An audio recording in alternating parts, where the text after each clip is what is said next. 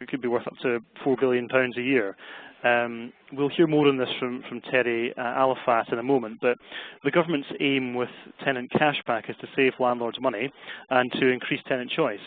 It's fair to say that social landlords have been divided on this issue, with some quite sceptical and concerned about increased bureaucracy, while others are much more supportive as it follows steps that they already have taken. So, plenty to discuss. As I said, we're grateful to have such a knowledgeable panel today to help us debate the key issues. We've got Terry Alafat, who's the Director of Housing Growth and Affordable Housing at the Communities and Local Government Department. We have Michelle Reid, who's the Chief Executive of the Tenant Participation Advisory Service. We have Sean Aldis, who's Director of Property Services at Wolverhampton Homes. Gordon Brockington, who's Business Development Director at Morrison, and Charlotte Carpenter, who is Director of Strategy and Innovation at Home Group. And Home Group is also one of the organisations which has agreed to pilot the cashback proposal. So very interesting to hear what each of them have to say. Each of our panellists will give a PowerPoint presentation for around 7 minutes, which you'll all be able to follow on your computer screens. And this will be followed by a Q&A session. Now, before I introduce our first speaker, Terry Alafat, as this is the first webinar Inside Housing has run, I'd just like to say a few words about how you can get the most out of the next hour. First up, asking questions. Now, this can be done for the duration of the webinar by, as some of you have already been doing, but you can see there's a question box in the bottom right hand of the screen, which I'm indicating now. The audience and the panellists will be able to see everything posted here, and the panellists will either type a response during the webinar, or we will pick up the questions in the Q&A after the presentations. You're also able to ask a question during presentations, and I'll show you how to do that now. You can all see now, hopefully, that we've gone to a full screen on this particular slide. And everybody should be able to see in the bottom right-hand corner of the screen a box which has got a big blue circle on it and a number of icons. One of those icons is a question mark. If you click on that, that'll allow you to then see the question box and to see which questions have been asked as you go through. Okay. The main point to make about this is the more questions that you ask as we go through the event, the more we're all going to get out of the next hour. So please get those questions in and don't be shy.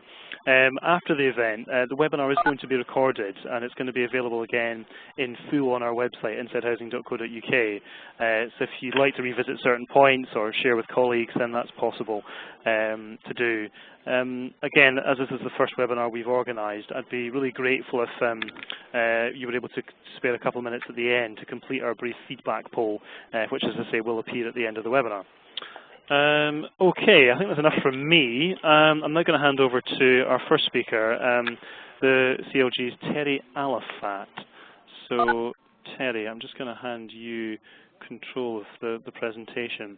And if you can click in the bottom left-hand corner of the screen and take it to the full size and then go through your presentation, that would be great, please.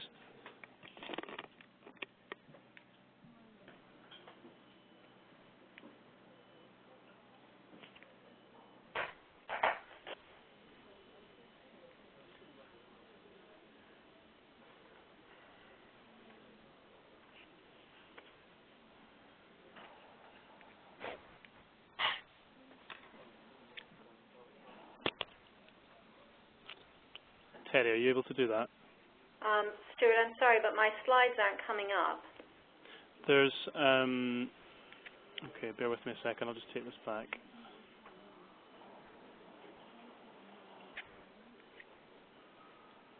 Okay. I'll pass you control of the presentation again. If you click in the bottom left-hand corner of the screen, you see that icon that's got a red arrow as part of it. That'll take you to full size, and you should be able to click through to your presentation now if you click your cursor key or the space bar. Excellent. Terry, thank you very much. I'll pass over to you. Thank you very much. Good morning, everyone. I'm going to just give you some sense of what we think Tenant Cashback is the advantages of it and how we're going to go forward over the next period of time. We think that tenant cashback is an important opportunity for tenants to come together with their landlords and agree on the areas of repairs and maintenance service, which tenants could either carry out themselves or indeed commission. And we think this is a very good opportunity for tenants to share in savings made in terms of repairs and maintenance budgets. And I think, as many of you know, it was announced by the Housing Minister, Grant Shapps, on the 7th of April. So what's the reasoning behind it? What's our rationale? Well, we do think it's quite important that tenants can get directly involved in making their own homes better. At the same time, they can learn skills, and indeed they can make savings. And those are savings that they themselves benefit from, but also their neighbors and their local community. It also means that they'll have more say in how these services are organized and even greater incentives to get involved. We all know that tenants are the best place, really, to know what needs to be done, and many tenants have the right practical skills and expertise. And frankly, it's also a chance for small local traders to get involved in this work, which of course then has all the benefits to the local economy and local economic growth. The chart I'm putting up now just gives you some sense of the average maintenance expenditure per dwelling across England on repairs and maintenance. And you can see that the average spend is about £1,000 a year, and that most repairs fall within a range of about £600 to about £1,300. Landlords spend over £4 billion a year on maintenance, and what's really interesting about this is that 2/3 of that spend is on responsive repairs, so just the sort of small repairs that many of us carry out on our homes anyway. So there's a real opportunity for tenants to get more involved. There are, however, and we're the first to acknowledge that there are some practical issues that we need to address in terms of implementation. And that's one of the reasons why we are piloting this model. We've already got 7 providers currently taking part in the pilot, and we've had expressions of interest from a further 10. So we think there's quite a lot of interest in this, at least testing it out to see how we can make it work. Some of the areas that we need to consider, first of all, the financial, the administrative, and legal implications. So we need to think about how do we ensure the majority of tenants can benefit financially from taking part, for example. There are also significant health and safety issues that we need to address. We need to make clear what elements of repairs and maintenance tenants can get safely involved in. And we want to make certain that the design will mitigate against risks. And in a sense, it's no more. The sort of things that they should be involved in are about the same as what many owner-occupiers are already involved in their own homes. And then we also need to look at the issues around loss of economies of scale, particularly for the housing providers, and how we need to mitigate against those. And we need to make certain that there's no deterioration in the quality of stock. But within the pilots, we expect landlords to use flexibilities to mitigate against these issues in the design and come up with solutions that work for them and their tenants. So the pilots, very practical issues to be explored by pilot areas. The pilots will actually examine a range of scenarios. So we're expecting the pilots to be testing different sorts of things. There'll be some commonality, but we want to try to make certain that we have a range of scenarios that are examined. Looking at tenants, the entire tenant body, and the range of tenants that might want to be involved. We want to look at different types of housing and areas and how this might play out. We want to get a better sense of how this might work for different types of repairs and maintenance. We want to explore whether there's even more that can be done. I mean, many landlords already offer training and employment opportunities for their tenants, but is there a possibility to grow that through these pilots? We want to look at whether there is more potential for community partnership as well. And of course, the financial cashback element, how will that actually be assessed and paid? How will that work in practice? So the pilots will gather very important, vital evidence for landlords, and of course for us in DCLG in developing the policy.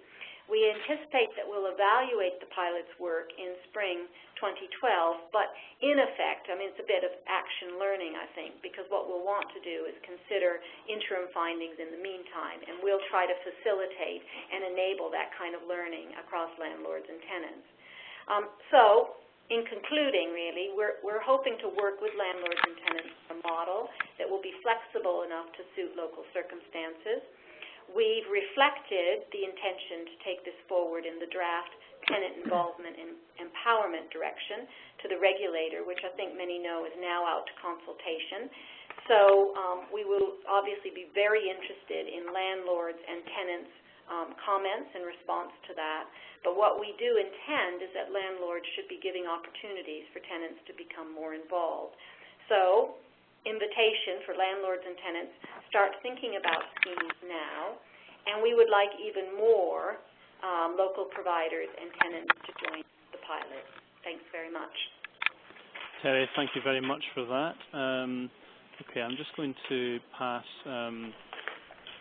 the presentation to Michelle Reid, who is going to be our next speaker. Okay, Michelle, you should be able to now click through from the end of Terry's presentation onto yours. Okay, yeah, there we go. Good morning, everybody. Thanks very much, Can Stuart. everybody see that? Here we go, brilliant, excellent. Thank you, Michelle, over to you. Okay, thanks, Stuart. Good morning, everybody, and thanks to Stuart and to Terry for that first part of the presentation there. My name's Michelle Reid from TPAS, the Tenant Participation Advisory Service.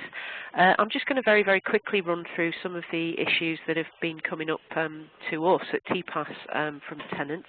But just first of all, I just wanted to kind of remind people of the direction of travel. I think there's been a lot of discussion about tenant cashback, and I think we're certainly in very early days on this. But just the big picture, if we can focus on that just for a second, 19% of all people involved in a civic activity are involved in some kind of way on serving on a tenants committee of some form, whether that's a board or a review panel. So tenants are very involved, and 20,000 tenants at the moment are involved in governance roles. So tenants are already getting involved in some of the decisions and some of the management issues that we're all facing in the social housing sector. And the big society, lest we forget, we must always remember that some of the things in the localism bill and big society are taking us on this direction of travel anyway. They're supporting people to become active citizens and active volunteers. There's help towards people influencing budgets, particularly council budgets, and determining spending priorities.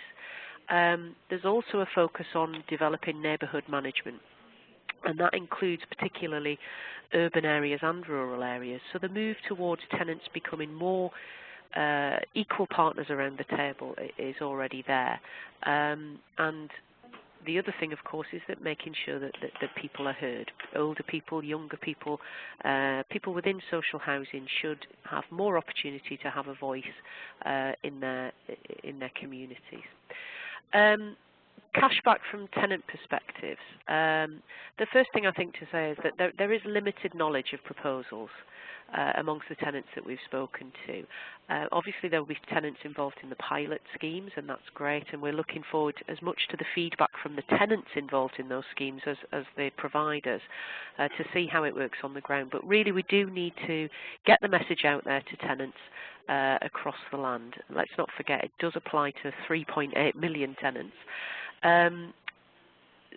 I think what Terry said about agreeing the repairs activity locally is really, really important. There's quite a lot of panic out there at the moment, I think, but actually what we're talking about hopefully is a defined set of repairs. We've had limited opportunity to gain views at the moment, but there will be some consultation over the summer, and we'd really appreciate providers helping with that consultation with tenants. So at the minute there's more questions than answers, but let's not forget that some tenants are already doing repairs very successfully. We need to learn from those. There have been some negative reactions around cashback, as the photograph indicates.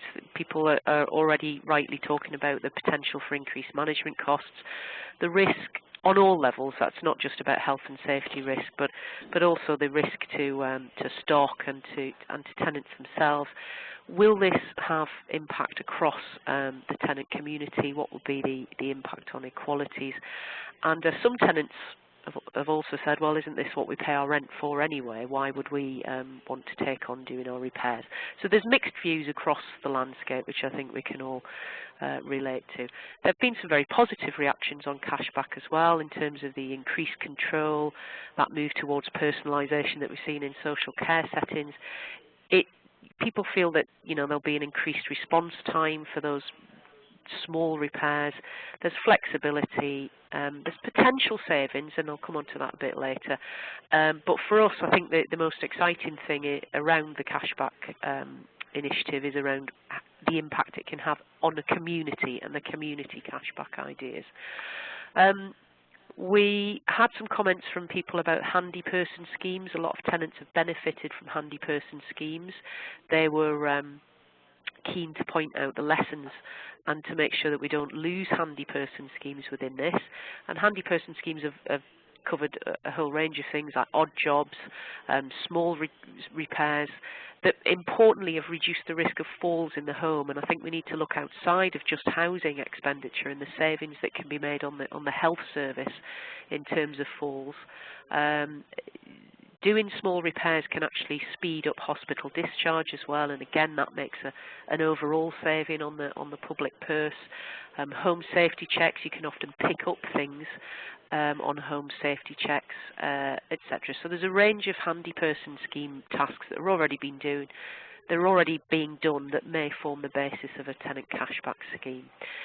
Recently, I took part with Morrison, who are one of the sponsors of today's webinar, and we did a focus group with 85 tenants. And one of the questions that we asked, very interactive session, what do you think of having to potentially carry out more of your own repairs? And you can see from the chart there that I've just put up that, again, there's a mixed view across the tenant landscape, and obviously 85 tenants don't equal 8 million tenants, but this is a kind of early indicator. So some people are really keen to have a go. 43% thought it should be carried out by their landlords. 38% were keen to do some basic repairs, and a small percentage there said, well, I already have to do some of this under my tenancy agreement. So there's a mixed response there. We also asked that if the scheme of doing more repairs, we didn't actually use the term cashback, but tenant cashback does come in, would you like to have training to help you get the skills you need? And not surprisingly, the majority of people said yes, they would like training and skills. So going back to what Terry was saying about improving tenant skills, that's obviously an opportunity for contractors and providers to look at as well. Some of the fears that people expressed to us from the tenant body was, would this actually have an impact on benefits? If I'm a job seeker now, if I'm able to do my own repairs, will I actually get my benefits suspended? Does this mean that handy person schemes would disappear? And obviously a lot of sheltered tenants and more vulnerable tenants wouldn't want to see the handy person schemes disappear. Some comments about the quality of the work, and does the lack of skills for some people mean that they'll miss out on this opportunity? And also there are just a few concerns about if somebody makes some very expensive mistakes, you know, would that have an impact on the costs that they have, particularly in communal schemes? Some of the more positive aspects that people came up with, really, really strongly, people are looking at the community cashback as a potential way of levering in funding for their community. And we see a lot of successful community models already there. Some of the attendees today will know of some really good models in their organisations. Particularly works well where there's a strong tenant involvement ethos or tenant control. And also we have examples of apprenticeships and making sure that there's some kind of legacy for local people. So very much the collective rather than the individual approach, we think that tenants are saying the early indications are that people are quite positive about that. Some quick examples, for example, Howard Cottage do a gardening contract, the residents have procured and managed the contract, the group agrees the annual specification, they conduct the day-to-day monitoring and they sign off the works, and that's working well there. Derwent Living have an estate services contract, data delivery is managed by that local residents group. Things are reported to the landlord, but tenants are very, very much involved in procurement and contract specification, as a lot of tenants have been for the last several years. South Yorkshire, this is a long time ago actually, tenants negotiated a management agreement for their estate. The group of tenants was paid the service charge elements for the scheme, less a management administration fee, and then they recycled that money. The work on the scheme was delivered voluntarily by residents at the scheme. The surplus savings were then invested in community initiatives, and some of those were the development of a non-profit estate shop, a gardening scheme, providing help for residents, funding for healthy eating programs and activities for children and activities for older people. So that's the community negotiating the contract, delivering the contract, and using the savings to invest in the community. In terms of equality and diversity, there were a couple of fears and hopes actually from that. How will individual tenants without skills be able to take advantage of this kind of scheme? Financially, some people, if they're using local traders, they may have to pay up front. That's going to exclude some tenants potentially. The implication for welfare benefits we've talked about. And also just a concern that vulnerable tenants might be manipulated by rogue traders, so we have to think very carefully about how to protect people from going down that avenue. On the other hand, particularly tenants with disability may have more control over adaptations in line with personalisation agenda, and minority communities might be able to commission more user-friendly services that take into account their particular needs. So, in conclusion, tenant cashback, lots and lots of questions to be asked. It's already working in some communities. Clearly it works best, as with most things, where it's negotiated between tenants and landlords. Massive potential for community cashback. Equality of opportunity is very important. Training and enterprise, which didn't really talk much about, but accreditation may help with the worklessness agenda as well. But clearly we have to have a very robust risk management and assessment process, and that's not just for providers, that's also for tenants as well. So they're just some of the thoughts that are emerging at the moment on this issue. Okay, Michelle, thank you very much for that. A lot of food for thought there. Really interested in the Morrison survey findings that perhaps we can discuss a wee bit more. But I'm now going to pass on to Sean Aldis. Sean is the Director of Property Services at Wolverhampton Homes. Sean, obviously a couple of interesting points already from Terry and from Michelle about some of the key issues in this. Maybe we'll pick up on that in the Q&A. But I'll now pass over to you in terms of the presentation. If you want to try and click through, it should take you through to your presentation now. I'm trying to scroll down, Stuart. I can't seem to get it to scroll down. Okay, if you clicked on the icon at the bottom left, it takes it to the full screen size. One with the red arrow on it. Yeah. If you now, you should be able to click through it now. Yeah. Excellent. Thank you. Okay, Sean, over to you. Okay, well, good morning, everyone, and thanks for joining us this morning. As we're all aware, the right to repair started off in '94, and I remember being involved in such a pilot in those days, and the landlord I was particularly engaged with spent huge amounts of money in trying to combat some claims that could come through the door. In particular, I saw this as the birth of multi-skilling as we know it today, and basically the idea is to prevent any repairs coming in to such the landlord. We to date, my current organisation, haven't seen any claims coming under the right to pay, and I'll be interested to listen from anybody across the country who has had claims in such. We have had the right to compensation claims come in, as I've moved into, again, which form part of the tenant's right to repair. And we have had some of those where tenants have made improvements themselves. What we fail to realise is many of our own workforce actually live in some of the properties that we maintain and service.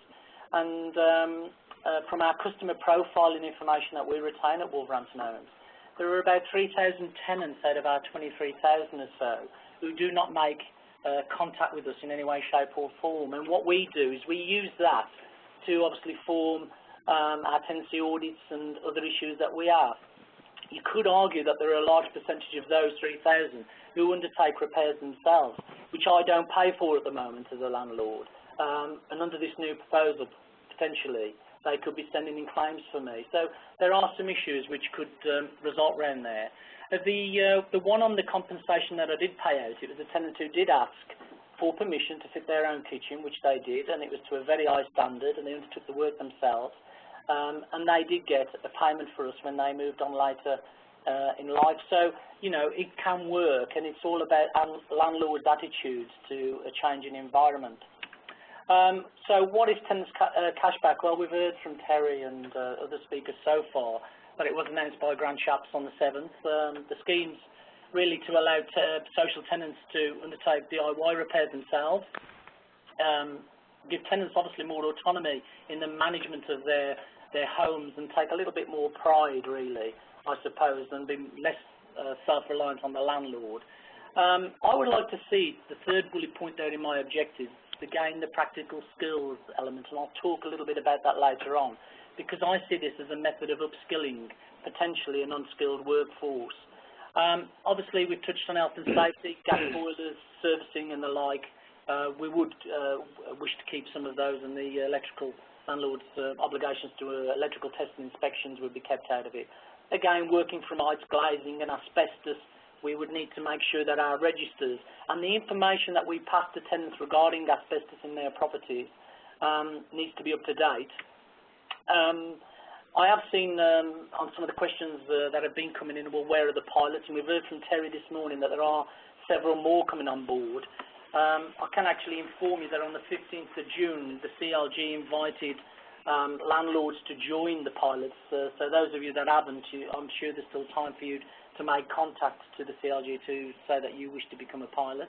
But of the three companies that we can, or housing organisations that we can see so far taking part, is the Home Housing Group, H2 Housing and Greenvale. And it's a mix, really. I think, you know, we've got the size there with 52,000 properties spread across the country, and we can also see 4,000 and 3,000 respectively. Baseline figures, well, the £1,000, I suppose I'd put at the bottom there. The fundamental issue is what do we class as a repair? And I think that's always been the bugbear of lots of asset managers and techies like myself.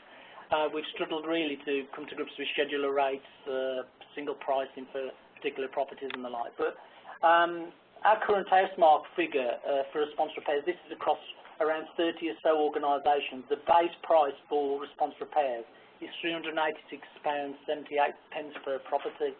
I would, as a guess, the £1,000 perhaps does include a lot more than the response repairs budget.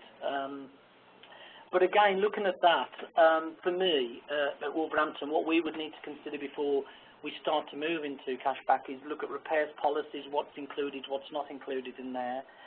We'd need to review and refresh our asset management strategy, because at the moment it takes account of us undertaking some of that work in-house and also using local supply chain.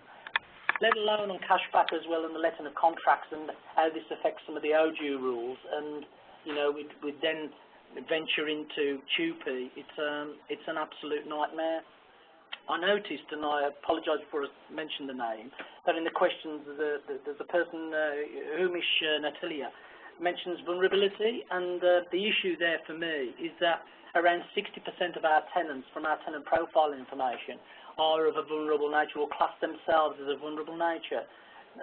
Again, we would need to do some kind of assessment on them before we would actually introduce this scheme. And for me, it would be about engaging people, a bit like a PPQ that we do on contracts, a pre-qualification questionnaire, inviting tenants to prescribe to the scheme, and then assess their skills. And then if necessary, they're still keen to move on, we would then try to upskill those through a Build Your Skills program. Now, we've already started a Build Your Skills program in Wolverhampton to upskill tenants to undertake minor repairs themselves already. And what we've seen is there has been limited take-up of it, although what we have seen has been really refreshing at this moment in time. And one of the large material supply chains that you need to go in, as you walk out the door, you will see the leaflets there, which will allow you to undertake do-it-yourself repairs yourself. We have got an arrangement with that company to provide those leaflets to us, and we use those to provide to tenants to take minor repairs themselves already. The issue there is that we don't pay them to undertake those. And it's a bit like the Stoke model, which you may have seen on the television recently, where Stoke are actually providing a DVD to tenants, having reviewed their repairs policy, whereby they will be asking tenants to undertake minor repairs themselves. So, pilot progress has been limited so far. We've seen the early stages. The Greenvale model is looking at 4 levels of DIY advanced, tenant commissioning. This is a bit round by where I was saying you've got to build the tenant skills to provide, obviously, the job to ensure that the landlord has the satisfaction that the quality repair has been undertaken in the home. Greenvale hope to use the model to train and help tenants, and I think that's a great idea. Again, in Wolverhampton, we're working with a social enterprise and using that social enterprise to build our skills, and this is improving the lives of disadvantaged people by providing accessible training and employment opportunities in a real work environment, and I think it's that which can actually benefit the community at large. Many pros, many cons, but the pros, I suppose, of this for me are the sheer reward for the tenants on the savings that they can make, and I think it's all about attitude from landlords, and I think if we wanted to make it happen, we can make it happen, but it needs to be in a controlled environment, and we need to absolutely be sure that, you know, the planning process is taken account of first. Repairs could be taken up by suppliers and social enterprises. Well, you heard me just touch on that. We're doing a little bit of that already. The Build Your Skills program in Wolverhampton, you know, albeit small at the moment, is you know, showing signs of bigger things for us. And it's also the model that we're trying to put together.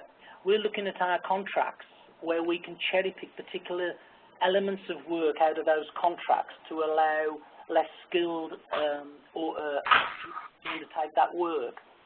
And again, that's something that is not easy to do because, again, legislation, TUPE, and local suppliers who undertake that work at the moment could be losing out to a new tenant-led organisation being formed. But nevertheless, I think there's enough for all of us to have in our city, and we will be pressing on with that. Tenants have a choice. They can choose who they want to do the repair. Well, they have a choice now, by and large, if they use the existing legislation. However, I do believe it's got a lot of red tape and it's, you know, very much wrapped up in bureaucracy at the moment. And landlords, you know, time will be free. There's a little bit of administration, as we all know, with organising repairs and maintenance. And to me, I'd like to talk about the John Barnes model a bit later on in my slides. Tenants may use services that offer better quality. Well, you know, that is the case, and I'm sure any landlord now who's open to that could allow tenants. I believe Tom Mannion down in Irwell Valley allows his tenants to go to B&Q to choose a kitchen, and if they want to pay over and above the odds, then they can do so. So it's about, again, how flexible landlords are in promoting their services. And again, promoting tenants' interests in the costs, you know, will put pressure on us as a landlord to perform better as tenants share an interest in procurement and driving down the costs. There are commercial interests and value for money. How well is my pound spent, you know? For me, if I was a tenant, it's a bit like you or I in our own home, you know, we have very much control on our purse strings. Why shouldn't a tenant whose rent pays our wages and the running of our businesses have a say on how our business is worked? So some of the value for money gains that Wolverhampton Homes has had on its decent homes delivery is because of the commercial interest that I have, as opposed to going through a consortia. So there are some big issues there.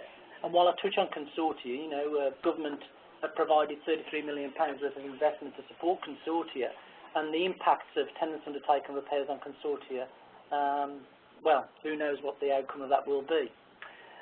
Use the scheme as the same. Sean, sorry to interrupt. I do apologise. I'm just concerned about time. If you could possibly, if I could give you the hurry up a wee bit. Sorry about that. Thank you. Use the scheme as a way of upskilling the community. Well, I've touched on that, and it could create prosperity. Well, I think I've provided an equal list of pros and cons, and I don't propose to run through those because time is against us. But you can see that I've put some bullet points under there with the writing on. and you know, all the concerns that are coming through, some of the questions that I've read already, lack of control, either way, the lawsuits, inspections, and I suppose, you know, stock condition surveys. We've all been running around trying to get much more stock condition information to drive investment needs. You know, what constitutes health and safety from a tenant's perspective. And the John Barnes model, which looked at an MOT on properties, well, the scheme looked at house proud tenants, and basically they reward tenants with initiatives of £100 who don't necessarily use or keep using the service, really. And I like this, and I think if you could build on something like this, one is it allows the landlord to get into the property to identify all the repairs that are outstanding in the first instance, so tenants won't actually be creating repairs that are not necessarily there to get money. So there's a bit of method in the madness in the model that Housing Solutions have put forward. And currently that's the position really where we are at the moment at Wolverhampton. And thank you very much for listening to me. Sean, thank you very much for that. I'm sorry to give you the slight hurry up. I'm just concerned about time on this. Just to say to everybody, as I said at the start, the webinar is being recorded, and all this information through the slides and everything will be available again through the Inside Housing website. So please don't worry if Sean can skip through a couple of his slides at the end there more quickly than he would otherwise have liked. Okay, I'm just going to hand over to Gordon Brockington from Morrison now. Gordon, I'm going to pass you control of the presentation, so you should be able to click through from now. Okay, I'll hand over to you, Gordon. Excellent. Thank you, Stuart, and a very good morning to everybody. First of all, I'd like to thank my fellow panellists, and in the due to the shortage of time, I'm actually going to agree and disagree with many of what they've said. Terry, obviously we have a range of concerns. Michelle will have mixed views, and judging by the questions that are coming through, you know, there are a number of questions that still need answering. Well, in effect, Morrison is interested in commenting on this scheme because, as a sector, we put much emphasis and investment into delivering a first-class service to our tenants. And it's important, in my view, that all concurrent activity is really designed around the satisfaction of the client and ensuring value for money. So today, I really wanted to look at 4 things: value for money, what it means to our current clients and social landlords; tenant safety, again we've touched on already, but I'd like to put our slant on it; the appetite for self-delivery, I know Michelle has talked about that, and also the relevant skills which we have across our sector in our industry, and also within the tenants themselves. So, regarding value for money, effectively, we see a lot of this already happening. We work with a lot of our clients, and I know the sector works with a lot of their clients, around delivering taster sessions, around educating and upskilling tenants, to allow them to do the more minor works within their own homes. And so that's happening without the cashback program recompensing them for their current work. There is a question around economies of scale and buying power. The questions that have come up so far from the audience are very much on how can local contractors compete with the large contractors. Well, it's quite an interesting point, and you know, we're in the fortunate position of being able to utilise both national procurement agreements and local procurement agreements to get economies of scale and buying power, so we can offer up best value to our clients. There is inherently an extra cost, or potentially an extra cost associated with the administration of the cashback program. Extra costs, often hidden costs, the administration of the service, you know, and also sometimes checking the work by approved contractors. This all leads to a budget assurance, and the hidden costs can obviously creep up. So that sometimes is counteracting commitments to budget assurance. And in the environment we're in at the moment, that's a major concern. There also is concerns around sort of poor workmanship, the hidden costs of the rework, and the tenants. Obviously, when they move, that's often the first time we have visibility of the work that they've been conducting in their own homes. So often, when a property becomes void, we need to do more work in that property to bring it up to the standard to re-let it. So I think my message on value for money is we really do need to be sure that it is offering up value for money. The key to us is really supporting the tenants and the safety of the tenants, and my concern would be around unqualified work. There is inherent dangers of gas and electricity, and I'm fully aware that these are out of scope of the cashback. But to the untrained eye, a water pipe could easily be misconstrued as a gas pipe or vice versa, and there are inherent dangers of unqualified people working within their own home. As a professional organisation, we put a massive emphasis on risk analysis before we engage in any work, and also health and safety. We have sort of very proud of the health and safety record, but my concern would be around the health and safety of the tenants when they do embark upon these works within their own home without qualified risk assessments and without the necessary protective equipment to carry out that work. One of the other pieces which obviously, as an organisation, we provide PPE to all our staff, and I'm conscious as a homeowner myself, perhaps PPE would be one of the things which you don't necessarily consider when carrying out DIY. Now, there is an inherent cost of providing PPE. Who provides the PPE? These are unanswered questions. The completely unquantifiable number for me really is around the increased cost through accidents. It's recognised that Bank Holiday Mondays we see a demonstrable increase in DIY accidents. Well, what we don't want to see across our community and society is an increase in accidents and increasing costs. Again, these hidden costs of further DIY work. So really, where do we draw the line? And that is again something which Terry, Michelle, and Sean have all raised, as have the audience on the questions. So two last things I'd just like to touch on is appetite and skills. As I said, we already work with our clients. We already work with our tenants to upskill them in their DIY abilities, to allow them to do the work. But what we very often see in our fortunate position of going around to many of these tenants and these properties is that those that want to do it already do it. So a lot of people take an enormous amount of pride in their home, and that's absolutely fantastic. We also see the flip side of those that are perhaps less conscientious about maintaining their home. So there is a balance there that needs to be met. We also see an element of confusion within the tenants, specifically around the elderly and disabled, that some of them just don't want to do the work, but feel they do have to do the work with this new initiative. So I think there's a communication which needs to be more robustly disseminated on this scheme. And finally, it's around the skills. It's around the skills of the contractors. It's around the skills of the local contractors. It's also around the skills of the tenants. What we don't want to see is a high level of accidents emerging.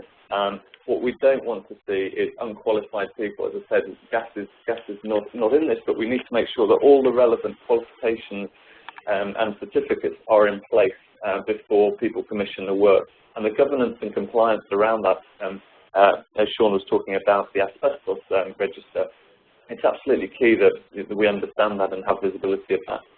We need to do the training. We need to engage and work with clients to upskill on the training and make sure the training has been in place by the contractors. PPE I've touched on is absolutely fundamental before we engage in any work. We need to maintain databases of qualifications of local contractors, and we need to make sure that the workmen in the area, regional, local workforces have the right skills. When we subcontract locally, we have a full understanding of all their qualifications and skills and hold on behalf of the client. So we really do need to understand that. So I think in Proceed, what I'm saying is we fully support the initiative and would and do work closely with clients to train and upskill tenants to allow them to effect their own minor repairs.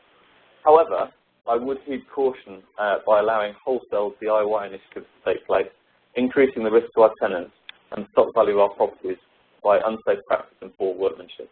Thank you. Okay, Gordon, thank you very much for that. Again, lots of issues to pick up on there, and fairly strong words at the end there from Gordon. I'm going to pass now to our last but by no means least speaker on the panel this morning, Charlotte Carpenter from Home Group. Charlotte, you now have control of the presentation, so you should be able to click through it now. Yep, there you go. Excellent. Yep. Okay. Charlotte, over to you. Thanks very much, Stuart, and good afternoon, everybody out there. So first off, I wanted to start off by talking about why we've decided to do this. Rewards for Repairs is part of Home's customer reward programme, and it's part of a commitment that we actually made in our corporate strategy opening doors last year. And in this, we made a commitment to being a customer-driven organisation. Our customers have previously told us that they felt that it was unfair that they got no recognition for looking after their homes. So, for instance, keeping them up to a strong standard and often including undertaking small-scale repairs themselves. And in contrast to this, others will often neglect or mistreat their properties, and sometimes they'll still benefit from refitted kitchens or bathrooms or new decor, for example. So we were interested in piloting the Rewards for Repairs programme as just one way of responding to our customers' concerns, and by rewarding those who look after their homes to an agreed standard and who carry out small-scale repairs. And alongside this, we'll also be looking to increase penalties on those who neglect their properties or make other infringements on their tenancy agreements. We're also hoping that the pilot may be an effective means of encouraging saving and also a way of helping our customers to develop transferable skills, and I'll say more about that in a minute. And finally, I think it's fair to say that while we're aware that there may well be challenges with adopting this approach, we didn't feel that this should prevent us from trying something different to help meet our customers' concerns.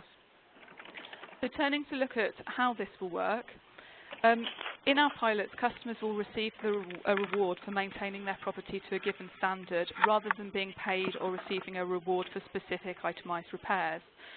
So their home will be inspected at the start of the pilot, and customers will be expected to carry out any necessary repairs or maintenance to keep their home at least to this standard.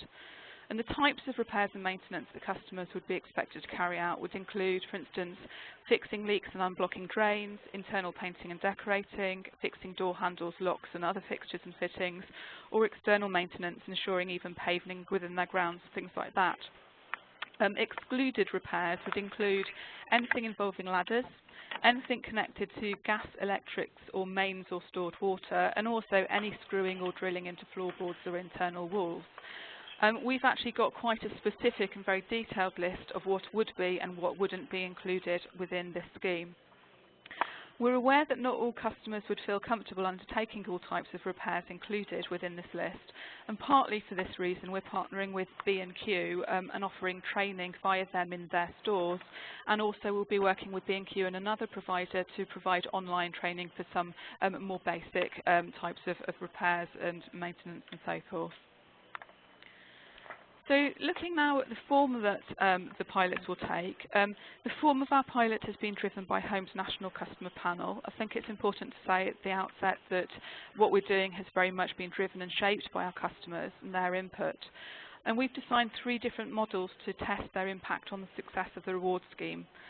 So the first model, Pilot 1, takes the form of a rent holiday, and if the customer follows the terms and conditions as agreed with them, they'll be rewarded with a rent holiday of 4 weeks.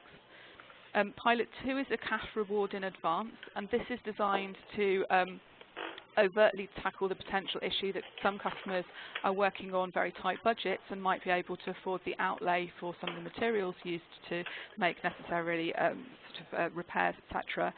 So if the customer follows the terms and conditions, they'll receive a payment in advance, and then 6 months later they'll receive further payment. Pilot 3 is similar, although the cash reward is in arrears, and with this customers will receive a payment after 6 months and then another payment 6 months later. And then finally, we're also selecting a comparable control area who will be unaware of this, so that we can compare the results of the pilots against what might have happened otherwise.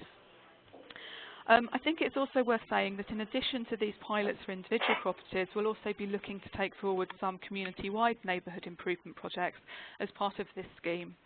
And this is on top of the neighbourhood-wide community improvement work that we would normally undertake. The value of the reward we've set at £400 over a 12-month period, and this is approximately equivalent to 4 weeks' rent in the average home customer pilot area. We'll be paying this, for the cash rewards, we'll be paying this in the form of either cash via backs or in kind through a B&Q card, and this would be as the customer prefers. We're hoping that the B&Q card might allow some leeway around a potential benefits problem for customers, but this is something we need to explore through the pilots, and I think this is also something that we probably need to discuss in more detail with central governments and DWP in particular. This sum of money is intended to both enable customers to be able to make small improvements to their property and maintain it without the intervention of home, and it's also offered as a reward for customers for positive behaviour. The customers won't be eligible to receive a reward if they're in arrears by more than a month's rent or if they've got a current ASB order against them. The pilots are not just about providing customers with financial reward or as a means to complete the repairs though. We also very much hope that skills training for our customers provided in partnership with B&Q and the online training provider might also help equip our customers with some transferable skills. So now looking at where the pilots are going to be taking place, we're running the pilots in 3 different parts of the UK, Egremont in Copeland, Colby Newham in Middlesbrough and Braintree in Essex. There will also be a 4th geographical area for the control group. Part of the reason for this is to help us to explore any geographical impacts on the success of the scheme. We recognise that we need to ensure that the pilots are of a sufficient size to provide the insight whilst also being manageable. So we've therefore decided that initially we'll pilot on the basis of around 75 homes per pilot area, and this would total approximately 225 homes overall, excluding the control group. And I think it's worth stressing that all participants of the pilots at this stage will have voluntarily opted in. It's not going to be compulsory. So finally, I want to be looking at when this is going to be taking place and the timetable for moving forward. We want to get this right for our customers and make sure that we have the right mechanisms in place to fully understand the benefits and impacts of the 3 pilots. We want to undertake further customer consultation with the pilot participants and others to ensure that they're comfortable with this scheme.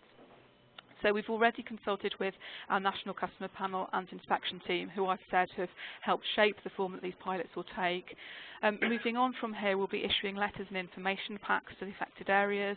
We'll also be holding community meetings and then going to face-to-face meetings with individual pilot participants.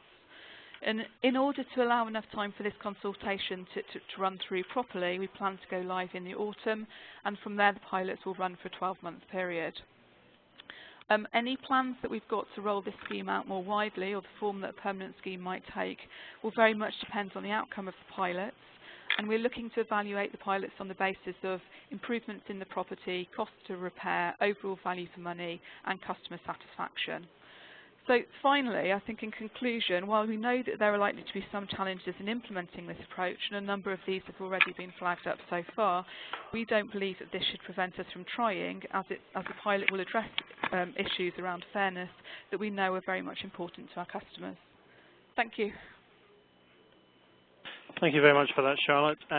Okay, I'm aware that we are running slightly over time, but hopefully you'll all agree that there's been some fantastic information pulled together by all of our panellists, so thank you very much to them for all of that. We turn now to the Q&A session.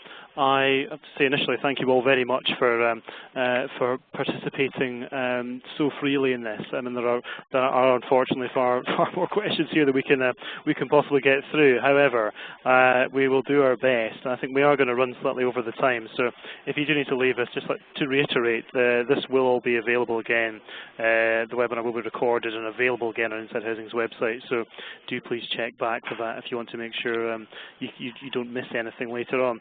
Okay, the first thing I want to pick up on actually is the legal issue that a number of people have been asking about through the questions, and also a number of the panel mentioned in their presentations. Alan Kears is just one of a number of people who've put this question through. But I mean, Terry made clear in her presentation that the government expects landlords to manage the risks as they see them in their areas. I'm just wondering, perhaps Charlotte's obviously gone through what their approach is going to be, but Sean, I'm just wondering from your point of view and what you make of that as an approach, a defined set of repairs idea, perhaps, and what do you think about that from Wolverhampton's point of view? Thank you, Stuart. Yeah, I mean, it's a minefield, and any asset manager out there who's listening in will understand that we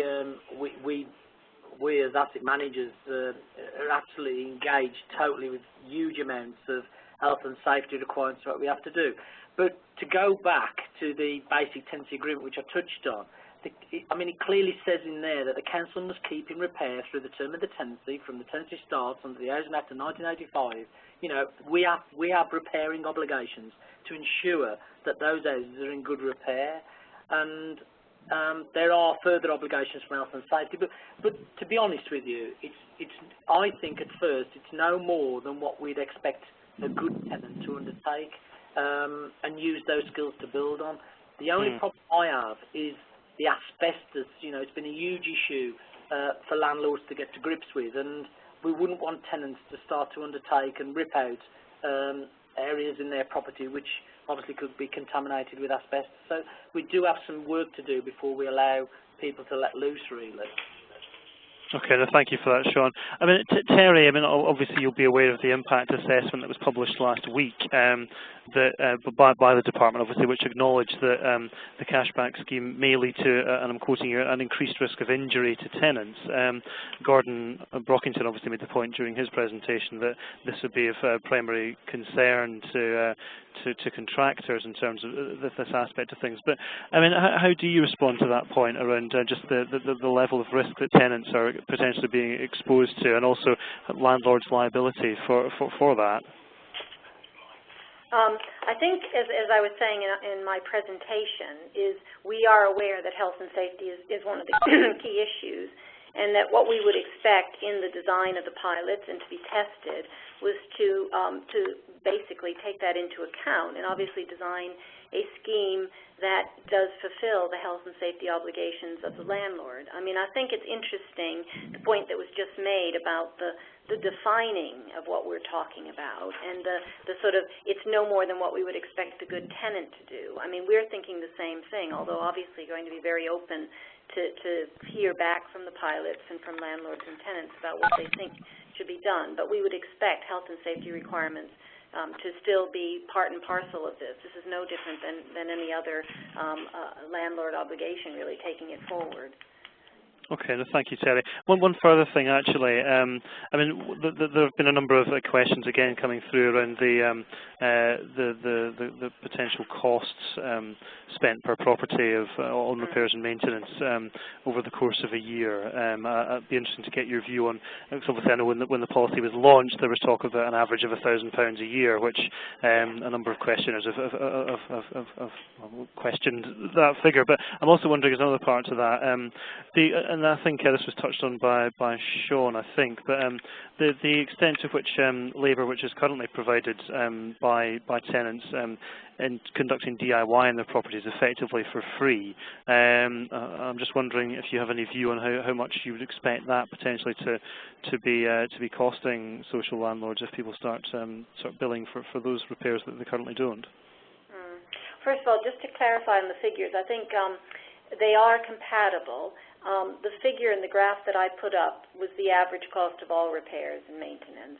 And we've estimated that about 2/3 of repairs are responsive. But of course, the average figure, which I think was something like 386 or something, which is from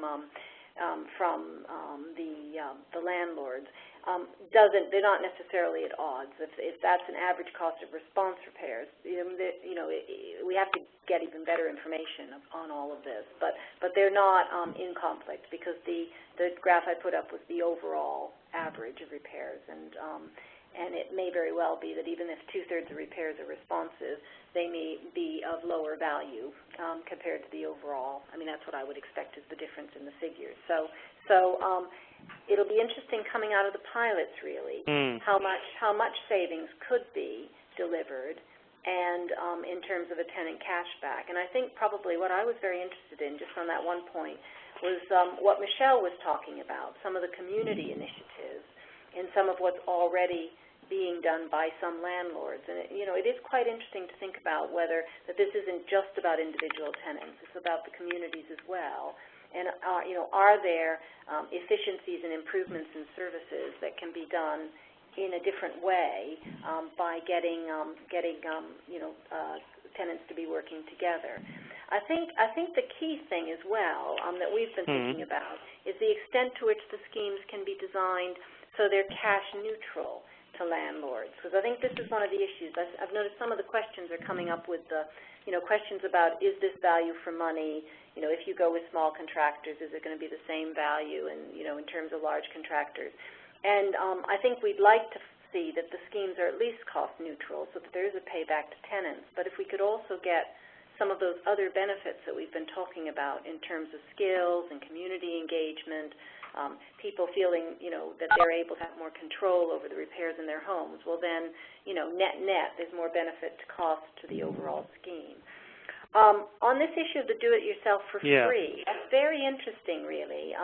There's a sort of feeling that if we start paying some tenants will suddenly think, oh, gee, I got this for free before, and now I can cash it in. I mean, I guess we can test that in the pilots. I have no idea how big an issue that will be. But as I say, I think we want to try to get schemes that are cost neutral to landlords, but additional benefits for tenants. Okay, thank you very much for that, Terry. I'm conscious there are a lot of questions coming through about the pilot, so I'll come to those in a moment if I may, but I just want to turn to Michelle Reid from TPAS first, if I can. I'm just keen on this to explore just in more depth, Michelle, because there are a number of questions coming through about this. I mean, the extent to which tenants actually want to do this. Well, I mean, I think we said in our very small focus group, well, there's 85 tenants, so it's not that small, I guess, but, there is a whole mixture of reaction and response to the tenant cashback scheme from tenants. Some tenants share some providers' fears that it won't work. Other tenants are really looking forward to this as a community initiative. I think, obviously, a lot of the questions are focusing on abuse of the scheme or potential abuse of the scheme. I think one questioner talked about 10% of their residents account for 35% of their reactive repairs. Someone else said, well, what will stop people doing a repair, then getting paid for it, then causing intentional damage, and then redoing a repair? And I think, in a sense, yes, we have to make sure that the scheme has the processes in place which actually won't allow that to happen, or which will shut that kind of practice down very quickly. But I think it'd be really, really sad to miss out on the potential benefit of the scheme in terms of community impact. I'm not so sure about the individual, but I do really think, and have seen this working in areas where the community comes together with the landlord, does all the procurement, does some of the delivery, or does some of the monitoring of the delivery, and makes savings, and then turns that into benefit for the community and, by implication for the provider as well.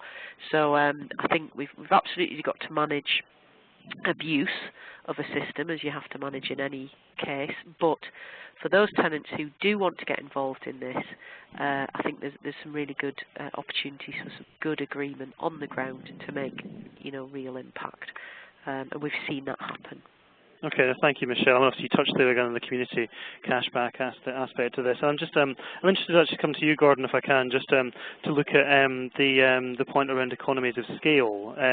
Obviously, community cashback, perhaps that might help to realise some of what is currently possible under current arrangements with social landlords and contractors. But and just been questions on this from Ernest Helmsley and others. But I'm just wondering, what your take is on this. How great a risk is it? I know contractors are able to procure kitchens for £2,000 or less, and that they are of a good standard. What are your concerns here about if this is done more widely?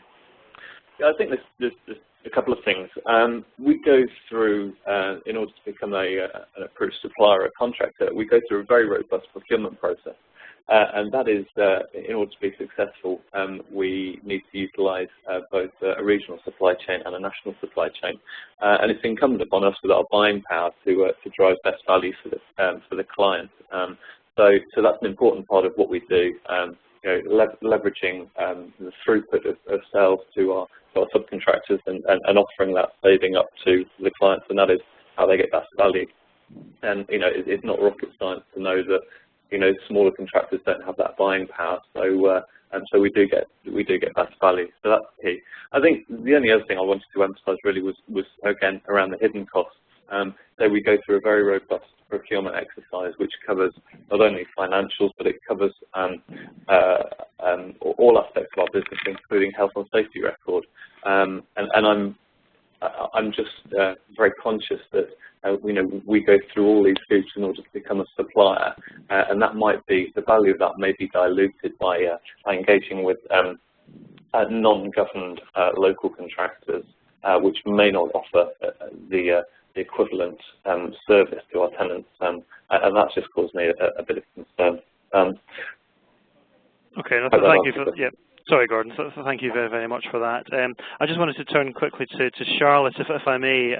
Obviously, as you'll be able to see, Charlotte, there's a number of questions coming through asking about some more of the specifics around the scheme that you're looking to be piloting. Obviously, we don't have time to go into all of those right now, but I wanted to pick up particularly in a couple, if I can. The first of these is just around how you ensure that the repairs that are carried out in your pilot areas are done to the required standard.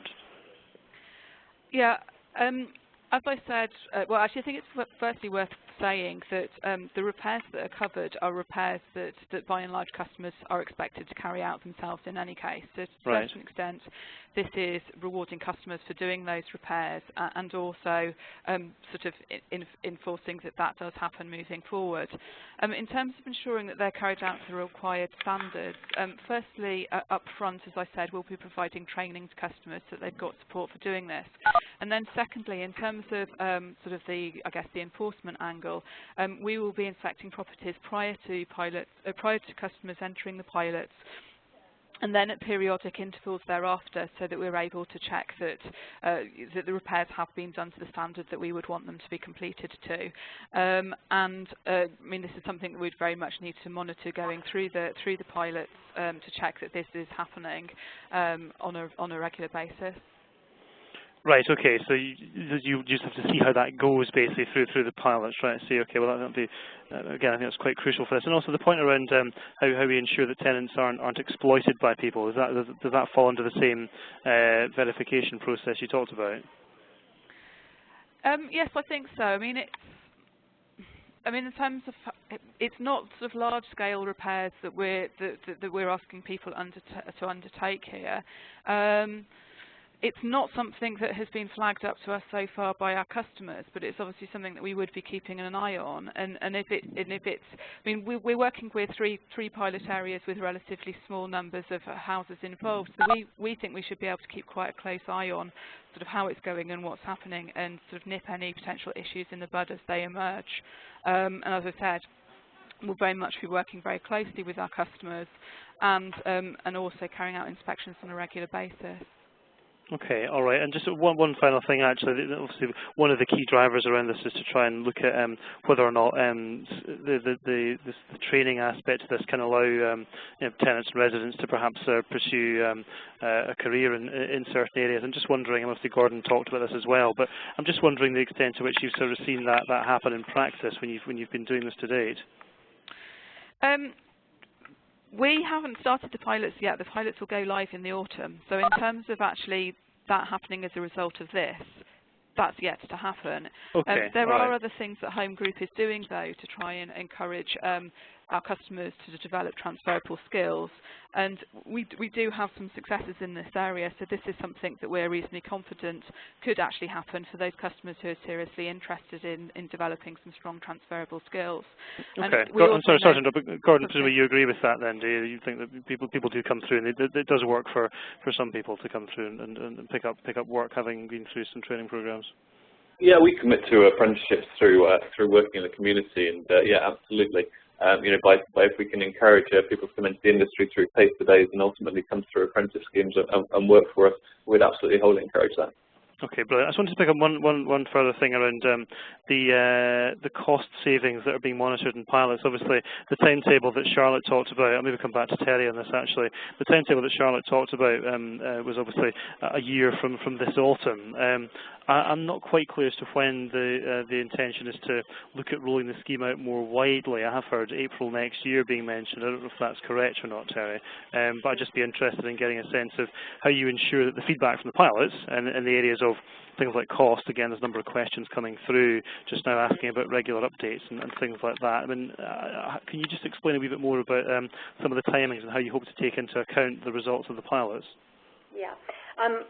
First of all, just to say that for the current pilots, which we've got the 5 signed up, we've said that we'll come out in the spring of the coming year with some interim results from that. But I noticed on the web that one of the questions that was coming up is, well, in the meanwhile, how do we share the learning that's emerging? And I'm quite happy to work with the sector to think about how do we share the learning as we go along, and particularly because this is one of these things where, you know, it's not sort of we're saying, okay, we have 10 pilots, that's it, and then there's a set end date. I mean, I think we recognize that this is something that will develop over time, and of course, if we get additional housing providers to say they want to join in, then, you know, we're very happy about that. We'd like them to do it. So it's not, I think we have to have a date at which we bring together whatever we know and make it available. But I think we probably will need to give some more thought to how we work with others to sort of disseminate some of the learning as we go along. So we'll take that away. I think the other thing which people are aware of is we're out to consultation on the directions for regulation, which include within this a proposal that as of April 2012, landlords will need to give the opportunity to their tenants to participate, to be involved in some way. Now, we're not saying it must be a certain way. It is out to consultation. We'll be very interested in the meanwhile for people to feed back to us about how that should be captured. But I think what we've got in place is a dual process. One is around regulatory standards and in effect building within that the expectation for landlords to be thinking about how they give the opportunity for tenants to participate, and then alongside that trying to support and promote pilots that will really get into the detail of, well, certainly getting some clarification on some of the specific issues that we've all raised that we recognize need to be worked through, but also helping others in the sector get an understanding of how they can make it work in their own area, their own organization. Okay, no, that's great. And just a quick point on that. I'm sure we'd be happy at Untitled Housing to work with you in getting the message out, so we can talk more about that, I'm sure. But I'm conscious of time. We've overrun, obviously, a good deal, but I think you all agree that it's been worthwhile. I think there's been some really candid responses from our panellists today, and I'd like to thank them all very much for that. I'd also like to thank all of you for taking the time to participate so fully in the discussion we've had. I apologise we've not had a chance to answer everybody's questions or anything like that. I mean, if our panellists have time, I'm sure perhaps they might be able to pick up a couple more of those and respond to them just through the Q&A box on the webinar. But other than that, it's just left me to say thank you all again very much, and we'll call it to a halt here. And as I say, the full webinar will be available on insidehousing.co.uk for those of you who want to pick up certain points again, or just go through some of the slides and some of the responses in more detail. But thank you all again very much, and please do, if you have time, just for a couple of minutes, just complete our feedback survey that will come up once you log out from the webinar. Thank you all again. Bye-bye. Bye. Okay, now don't turn it off, because what we'll do